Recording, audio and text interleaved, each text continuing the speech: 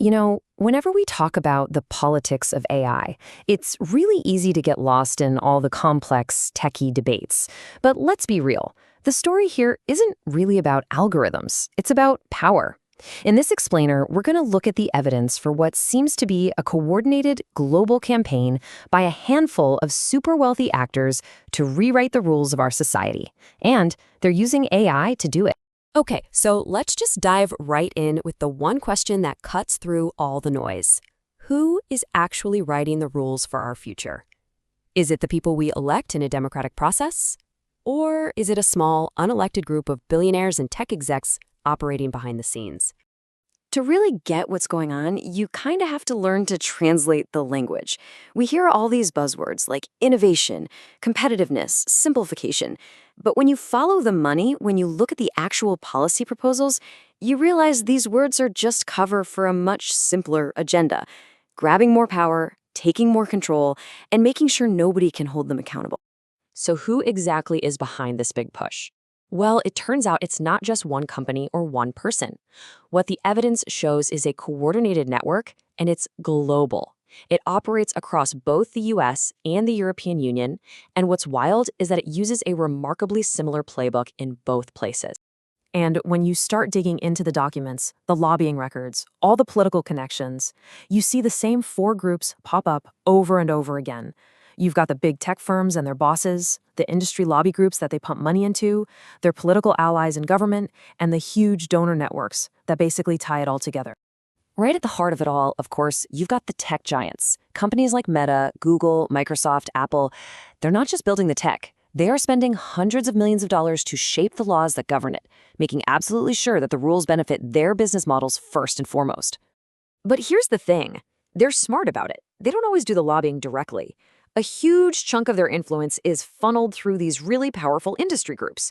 Organizations like Digital Europe and the CCIA, they go to lawmakers with a unified industry voice, pushing for policies that their biggest members already decided on behind closed doors. And this is where you start to see the really big picture. This whole effort is tied into much broader political movements. For instance, the Koch-aligned donor networks, who have spent decades fighting environmental regulations and taxes, are now right in the middle of the fight to keep AI unregulated. It's literally the same network, just with a new high-tech focus. Okay, so we know who the players are, but how do they actually pull it off? Let's get into the playbook itself and see exactly how this network goes about systematically weakening democratic rules. It's a strategy that is both shockingly simple and incredibly effective. It really boils down to a three-step playbook. Step 1. Do everything you can to delay any new rules from actually being enforced. Step 2. Reframe the act of gutting those rules as a good thing. Call it simplification. And Step 3. Use the law itself to capture the most valuable resource there is, our data. Let's take a closer look at that second step, because the language is just so clever. When lobbyists push for simplification of something like the EU's AI Act, what they actually mean is getting rid of requirements for independent oversight. It means letting companies grade their own homework with no one checking their work. It's basically replacing public accountability with corporate self-regulation. And that third step, capturing our data, this is where it gets a little technical, but stick with me, because it's so important. It's done through legal loopholes. A key phrase to know is legitimate interest. It's a justification in privacy law that's being twisted and stretched to let companies train their AI models on massive amounts of our personal data, a lot of the time without us ever saying it's okay. Now, this whole playbook doesn't just happen on its own.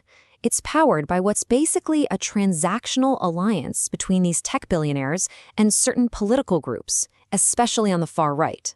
It's a classic you scratch my back, I'll scratch yours kind of deal, where both sides get exactly what they want. So let's just break down what each side gets out of this, because it's pretty straightforward. The billionaires and their companies, they get the thing they've always wanted: fewer rules, lower taxes, and pretty much unlimited access to data. And in exchange, their political allies get access to these incredibly powerful platforms to spread their message, they get algorithmic amplification to boost their views, and they get cutting-edge AI tools to target voters. Okay, so why does any of this matter? Because this isn't some abstract policy debate happening in a bubble. This power play has very real, very tangible consequences for all of us, and for the health of our democracy. I mean, think about it. When you weaken the rules, what happens?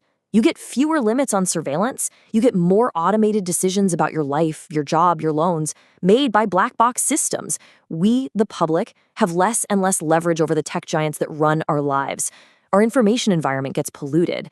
And at the end of the day, it means our actual democratic choices just get smaller and smaller. And look, you don't have to take my word for it. Over 120 civil society organizations have called these proposed changes to AI and data laws in Europe, and I'm quoting here, the biggest rollback of digital fundamental rights in EU history. Think about that. We are living through an unprecedented moment. Watchdog groups have put it even more bluntly. They've warned that all these seemingly small technical changes, they all add up. They call it a death by 1,000 cuts for data protection, where our fundamental rights are just being quietly dismantled, one tiny loophole at a time. So, after hearing all that, it is really easy to feel kind of hopeless, right? Like this is all just inevitable and there's nothing we can do. But here's the thing, it's not. The situation we're in right now is the result of specific choices. This isn't some accident. It's not just technology moving too fast. This concentration of power, this chipping away at our rights, it's the direct result of deliberate decisions made in law, of policies that were heavily lobbied for, and of a deliberate choice not to enforce the rules we already have. And that means that different decisions can lead to a very different future. Which brings us right back to the question we have to keep asking ourselves, just framed a little bit differently. As we move forward, we have to ask, in this fight for the future of AI, who is gaining power and who is losing the ability to hold them accountable? Because the answer to that question, that's going to define the kind of world we all live in.